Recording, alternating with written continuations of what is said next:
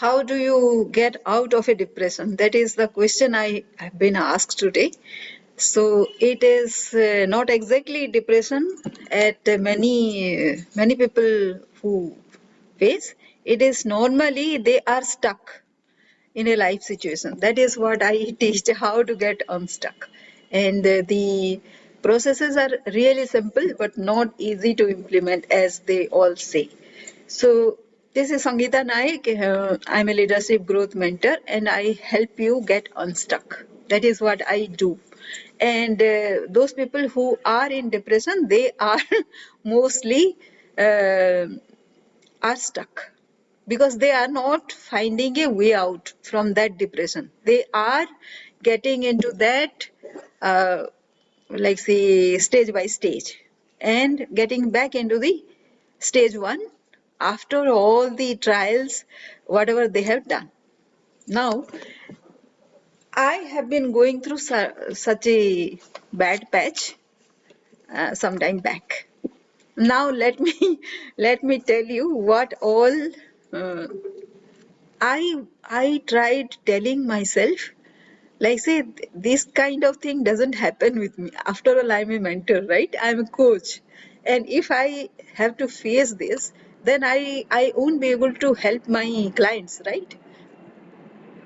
So so I try to decode what is going on inside my mind when the mind is facing a uh, lean period, right? So please check it out whether that exactly is happening with you. The first is overworking. So it mostly happens after you overwork. Like say you do a lot of things and the result is not there. No, not there to be seen anywhere. Like say other people are going ahead with less or similar kind of effort, but you are stuck at some place despite all your trials, all your efforts. So that is when you overwork, trying to do something more so that you can compensate for whatever you have left out.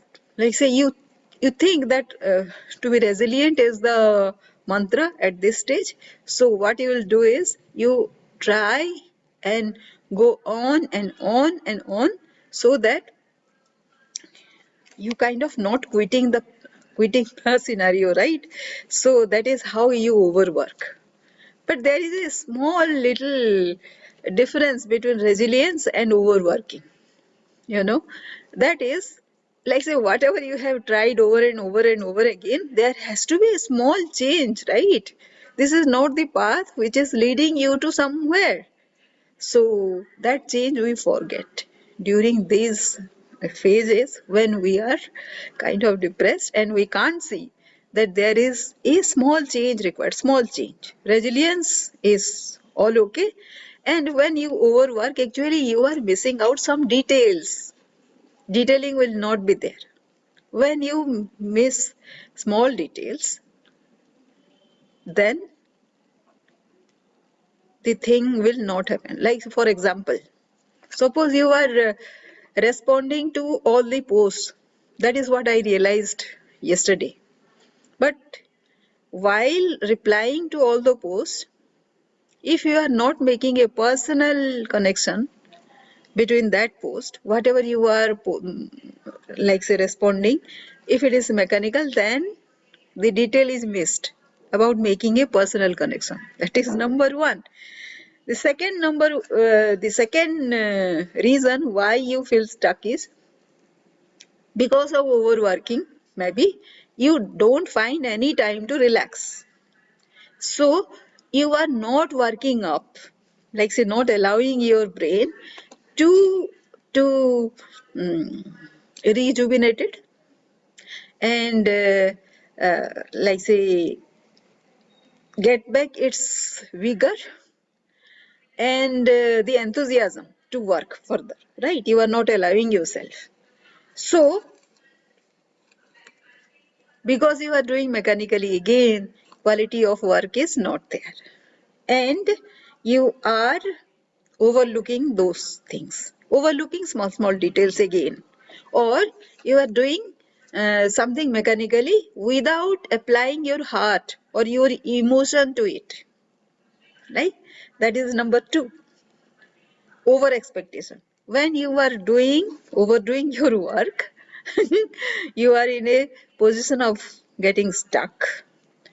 Expectation is going up because you are doing hard work, because of your resilience, because you are proving your credibility all the time. Expectation is happening, over expectation is happening. What is over expectation? It is trying to reach out to things without reaching. You haven't yet reached the stage, you haven't reached the branch of the tree, and you are trying to climb a tree. That is what over expectation is. So it is time to take a pause and decide whether you have reached. Ask an honest question to yourself. Fourth, you are anxious because nothing is happening.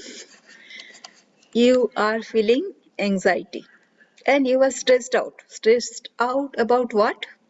Because you are comparing yourself with somebody else. Somebody else has made this amount of progress and you are still stuck despite proving the intelligence and the belligerence that you have always shown, always displayed.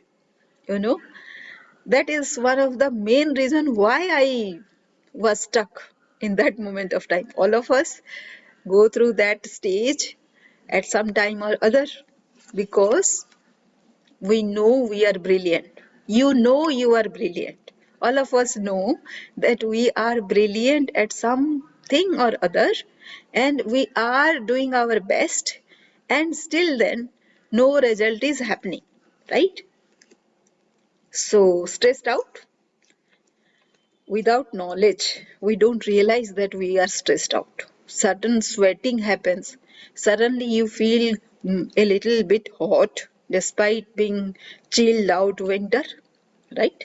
So check out. That is a stage when your body reacts and tells you that you are stressed, even if you don't feel it. So that is a point you remember. And take a pause. Take a pause, like say, you just wait for a second. Take your attention to yourself and try out knowing what has happened. Chill. At this moment, my advice will be to just chill. Right? Number 5. You are serving less. You are helping less.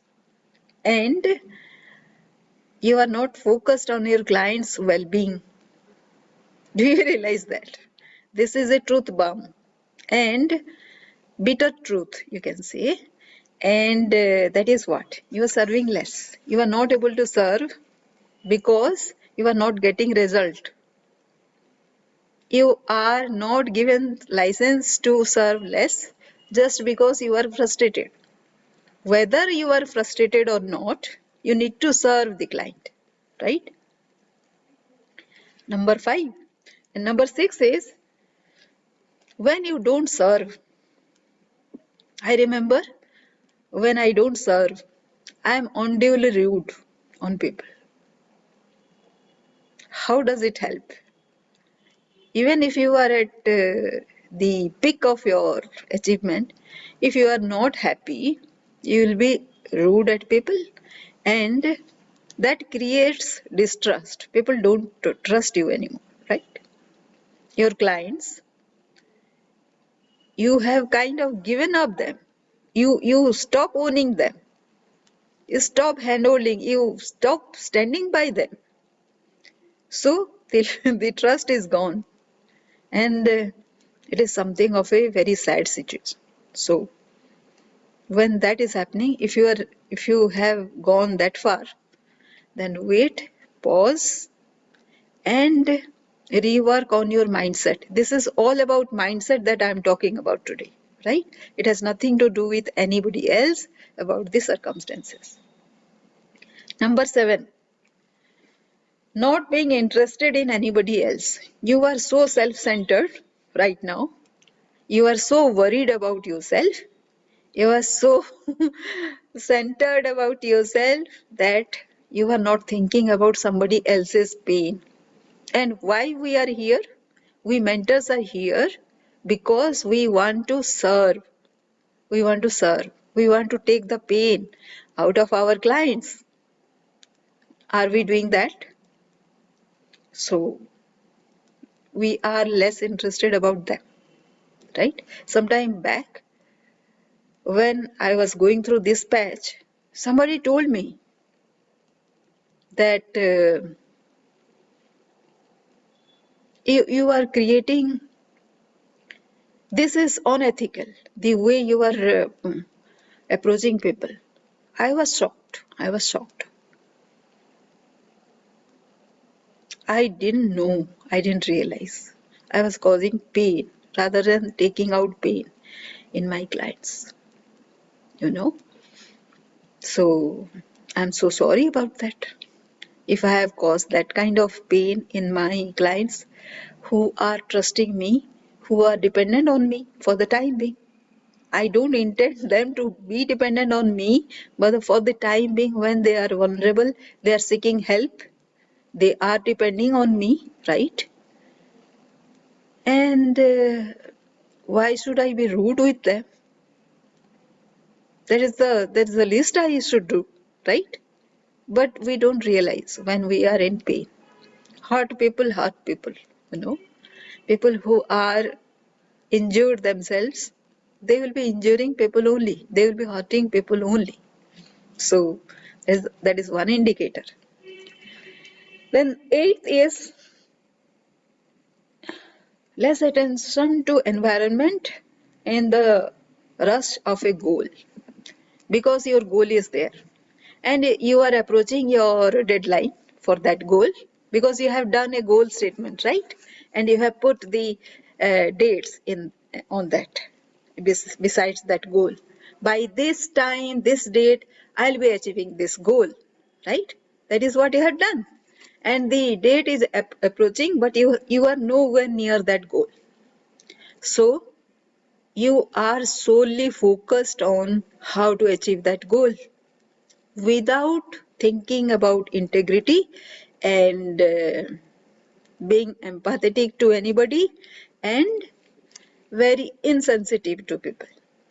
You are not, like say, there are so many indicators of that around in your environment. People are giving you signals, small signals. Of course, people love you, right? That is why they are sending distress signal that you have changed your behavior, but you are not noticing. That is point number 8. Point number 9. Trying to outrule the universal law of allowing the correct time for the result to show up. Delayed gratification, do you know? That is one law of the universe. When is the time for the result to show up? It cannot happen before time. So if you have not arrived, then the result is not going to show up. How can you blame anybody? Not even yourself. It is your duty to continue your work. You should do your work. Whatever your duty is there, you have to consistently deliver because you won't know.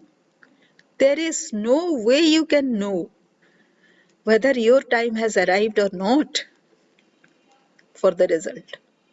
So this is the 9th indicator, and the 10th and the final one is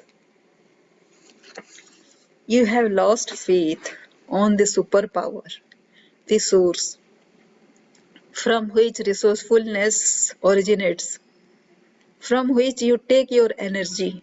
That is the inner source, that is the higher power that we all trust and we are dependent on all the time. And if you are not trusting, then your size of the belief is going to be restricted. It will be smaller, so the result will not show up. It will be small.